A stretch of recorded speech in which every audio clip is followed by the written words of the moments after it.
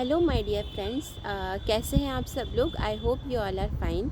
और जैसा कि आप देख रहे हैं मेरी पोस्टिंग साउथ में है, तो ये पीछे कोकोनट ट्रीज़ आपको दिख रहे होंगे। तो मैं आज आपके लिए वीडियो बना रही थी क्योंकि आज संडे है, मेरे पास टाइम था, तो I hope I should give time to my viewers. So I am here with you to share my strategy with you. As you all know, I am IBPS SO। तो मैंने SO clear किया है और कैसे किया है इसकी strategy मैंने थोड़ी शेयर की थी लास्ट वीडियो में। So today I am here with you to share some more important tips कि कैसे आखिर हम क्लियर कर सकते हैं। जैसे कि मैंने लास्ट वीडियो में भी बोला था, आप इंग्लिश में बात कीजिए, लेकिन आपको लगता होगा कि ये लोग तो आसानी से बोल देते हैं कि इंग्लिश में बात कीजिए, लेकिन हमें आनी भी तो चाहिए। तो मैंने ये सोचा है कि मैं कुछ शॉर्ट वीडियोस डालूँगी जिसमें कुछ इम्पॉर्टेंट टॉपिक्स जैसे होते हैं, कोई इंपॉर्टेंट वर्ड्स होते हैं कि कैसे सिंपल इंग्लिश हमें सबसे पहले सीखनी है। अभी टाइम है तो आप उसको फॉलो करते रहना। और इंग्लिश में बात तो आपको करनी ही है, लेकिन ऐसा कोई होना चाहिए आपके सामने जो जो आप गलत बोल रहे हैं उसको सही कर सके। जैसे आज भी मेरे सामने कोई भी गलत इंग्लिश बोलता है तो मैं उसको बोल देती हूँ, क्योंकि आज वो मेरे सामने गलत बोल रहा है, कल वो बाहर दूसरों के सामने गलत बोलेगा, तो इट्स बेटर कि मैं उसको करेक्ट कर दूँ, तो मैं ऐसा करती हूँ। तो अगर आपके आसपास भी कोई ऐसे लोग हैं जो आपकी मिस्टेक्स को करेक्ट कर सके, सो दैट इज़ बेस्ट। और देखो, इंग्लिश में जब हम अटेम्प्ट करते हैं तो हमें सबसे पहले जब पैसेज आता है तो हमें उस पे नहीं जाना है कि पूरा पैसेज पढ़ने लग गया और उसमें टाइम चला गया। सबसे पहले आप ढूंढिए कि क्या इसमें ऐसे क्वेश्चन हैं जिसमें एंटोनिम पूछे हैं या सिनोनिम पूछे हैं, तो आप उसको अटेम्प्ट करें। जैसे सिनोनिम पूछ लिया है कि इसका सिनोनिम, तो आपको समझ में आते हैं कि ऐसा वर्ड इस लाइन में कौन सा दिया हुआ है, वो प्रॉपरली मेंशन करते हैं कि जो बोल्ड किया हुआ है इसका सिनोनिम बताइए या इसका एंटोनिम बताइए। तो ये क्वेश्चन फास्ट हो जाते हैं। और हमें जो क्वेश्चन नहीं आ रहे हैं वो क्वेश्चन तो बिल्कुल भी अटेम्प्ट नहीं करने हैं, बहुत कम कट ऑफ जाता है ऐसो का। सेक्शनल वाइज जब हम बात करें तो आपसे वो फटाफट हो जाएंगे। ठीक है, फर्स्ट टिप तो ये है। उसके बाद रीजनिंग की, जैसे मैंने पिछली बार भी बात की थी, मैंने सोचे हैं कुछ टॉपिक जो आपको ज़रूर करने हैं। जैसे सिंप्लीफिकेशन होता है, जैसे सिलॉजिज्म होता है, नंबर सीरीज़ होती है, और जो असर्शन रीज़न वाले क्वेश्चन होते हैं वो सब आपको सबसे पहले करने हैं। और एक और टॉपिक था, I will share later with you. तो ये वाले टॉपिक्स आपको ज़रूर पढ़ने हैं। इनइक्वालिटी, यस, इनइक्वालिटी आपको ज़रूर पढ़कर जाना है। मुझे वो सबसे सिंपल लगता है और मुझे लगता है वो बहुत आसानी से हो जाते हैं।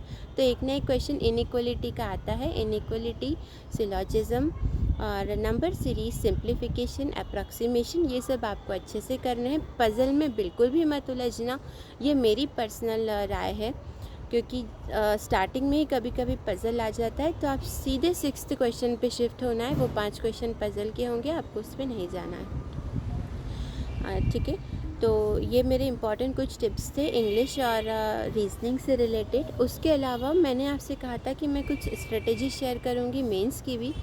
तो जैसे ये एसओ है तो आपको स्पेशल जैसे सब्जेक्ट वाइज पढ़ना है। मैं हिंदी ऑफिसर हूँ, तो मेरा प्रोफेशनल नॉलेज वाला जो मेंस में पेपर आता है वो पूरा हिंदी का आता है।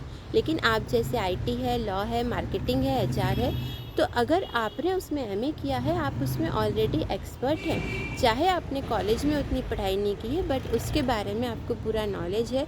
अब बस करना क्या है, आपको उसके बारे में डिटेल में पढ़ना है। तो यही बस काम करना है। एसओ में बहुत अच्छे मार्क्स आ जाते हैं मेंस में, और टोटल ओवरऑल कट ऑफ, जैसे मेरा इंटरव्यू भी बहुत अच्छा गया था, मैं शेयर करूँगी स्ट्रेटेजी इंटरव्यू की भी। तो मेरे मेंस में बहुत अच्छे मार्क्स थे, it was more than 70% marks. तो ऐसे करके इंटरव्यू में भी मुझे बहुत अच्छे मार्क्स मिले और मेरी रैंक आ गई थी टॉप में, और जो बैंक मुझे चाहिए थी वो मुझे मिल गई थी। तो ऐसे करके आपको स्ट्रेटेजी बनाकर चलना है, क्योंकि आपका सब्जेक्ट, आप उसमें मास्टर्स हैं, आपका उसमें स्पेशलाइजेशन है, तो आपको वो सारे क्वेश्चन आने चाहिए। ठीक है, तो आई होप आप वो क्वेश्चंस अच्छे से करेंगे। बहुत अच्छे से टॉपिक वाइज चलना है, पूरा सिलेबस लेकर चलना है। लास्ट ईयर के क्वेश्चन देखिए किस टॉपिक में से कितने क्वेश्चन आते हैं, तो आपको वैसे ही उसको अटेम्प्ट करना है। ठीक है। तो आई होप ये स्ट्रेटेजी आप फॉलो करेंगे। बिल्कुल सिलेबस वाइज जाना है, मेंस की तैयारी भी टाइम मिल रहा है तो आप कुछ ना कुछ पढ़ते रहें, क्योंकि प्री और मेंस के बीच में ज़्यादा गैप नहीं मिलता है। तो जब मेंस का हम सिलेबस उठा रहे हैं, आईटी ऑफिसर, लॉ ऑफिसर, कुछ भी, तो आपको एक एक टॉपिक बहुत प्रॉपरली अपने सामने रखिए। जैसे कुछ भी कंसेप्ट है किसी भी चीज़ का, तो एक कंसेप्ट है, उसके टाइप्स हैं, उसका क्लासिफिकेशन है, आपको एक एक टॉपिक कवर करना है। ऐसे ही स्ट्रेटेजी यूजीसी नेट में की जाती है, और भी बहुत सारे एग्ज़ाम्स है कि आप टॉपिक वाइज अगर चलेंगे तो बहुत अच्छे से। ये मेरा पर्सनल एक्सपीरियंस है, मैंने यूजीसी नेट भी क्वालिफाई किया है हिंदी में, तो यही मेरी स्ट्रेटेजी थी दोनों में, क्योंकि मैंने सेल्फ स्टडी करी है। तो दोनों ही कुछ ना कुछ स्ट्रेटेजी चाहिए। आप बिल्कुल without any direction, you can not just go on in that, but you should follow the direction, proper direction you should have. So I am sharing with you कि आपको कैसे उसके साथ जाना है। फ़र्स्ट ऑफ़ ऑल एक एक topic आप पढ़ें। टाइप्स पूछा है, पूरे टाइप्स आपको अच्छे से पढ़ने हैं। क्लासिफिकेशन है, पूरा क्लासिफिकेशन अच्छे से पढ़ना है और डिटेल में पढ़ना है, क्योंकि ये कॉम्पिटिटिव एग्ज़ाम है, ये हमारे कॉलेज का एग्ज़ाम नहीं है कि कुछ भी लिखा तो चल जाएगा। सो आई होप आप अच्छे से करेंगे।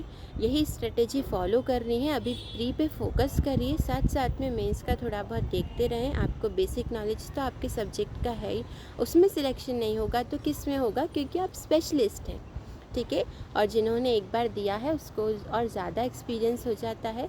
जैसे मैंने लास्ट ईयर दिया था तो मुझे बहुत कुछ सीखने को मिला था, और इस बार मेरा हो गया। तो ऐसे ही होता है, आप एक बार दे चुके हैं तो और अच्छे से होगा, नहीं तो I am with you for giving your guidance. तो मेरी गाइडेंस में रहिए और मेरे वीडियोस को फॉलो करिए, क्योंकि मैं चाहती हूँ आप लोगों जैसे मेरा सिलेक्शन हुआ है वैसे ही आप लोगों का भी एक अच्छी जगह सिलेक्शन हो, एक रेप्यूटेड ऑर्गेनाइजेशन में आप भी काम करें, और इतना जो हार्डवर्क किया है वो कहीं ना कहीं सक्सेस हो। So I hope this video is useful for you. और मेंस की स्ट्रेटेजी ऐसे ही रखनी है। अभी और वीडियोस डालूँगी। अभी आप प्री में बहुत कम दिन बचे हैं, तो मैं इंग्लिश के कुछ वीडियोस डालती रहूँगी, जिससे आप सभी को हेल्प मिलेगी जो भी एसओ की प्रिपरेशन कर रहे हैं। कौन कौन से बेसिक सेंटेंसेस हैं जो आपको कहाँ कैसे यूज़ करना है। So I hope this video was useful for you. Thank you so much for being with me. Just like and subscribe my channel so that I can grow more to share my videos more with you. That's all for today. Thank you so much.